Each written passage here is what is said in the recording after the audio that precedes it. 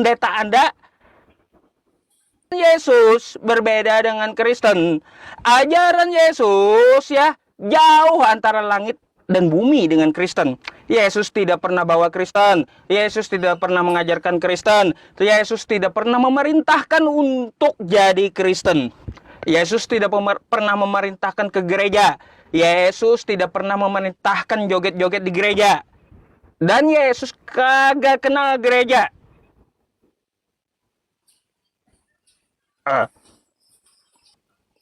Iya, iya, iya. Kan Kayak gimana?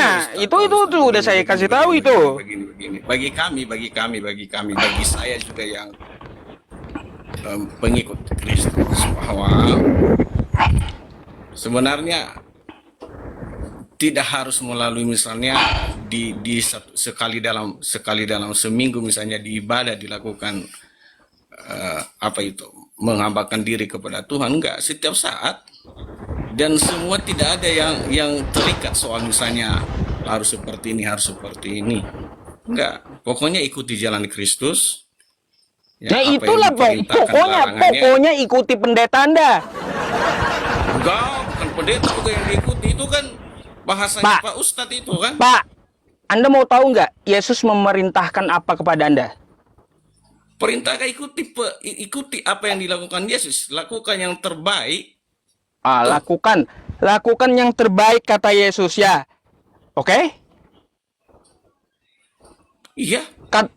Gini, lakukan yang terbaik kata Yesus kan. Maka kalau kita percaya dengan Yesus ya, kita akan mengikuti cara bagaimana Yesus itu hidup, betul? Betul. Yesus sunat di hari ke-8, Anda sunat nggak? Gini Pak Ustadz. Begini. Gimana? Nggak mungkin misalnya apa yang diajarkan segala misalnya yang telah dilakukan oleh Yesus. Kalau kita percaya sama dia, kan? Kita hidup sebagaimana dia hidup. Enggak, dengarkan dulu dong. Ya. Tapi yang lebih penting itu apa yang diajarkan, apa yang dilakukan, apa yang diperintahkan, itu yang kita lakukan. Kalau misalnya ada penyaliban, nggak mungkin kita disalibkan. Nggak mungkin itu logika yang salah itu Pak Ustadz.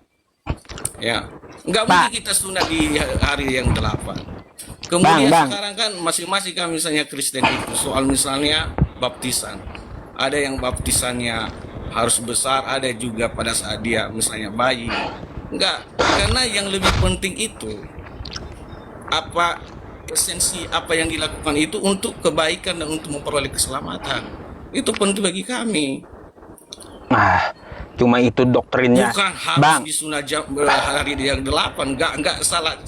Kalau yang berpikir itu. Gini Bang, kalaunya Anda meneladani Yesus sunat, Anda sunat. Kenapa Anda kagak?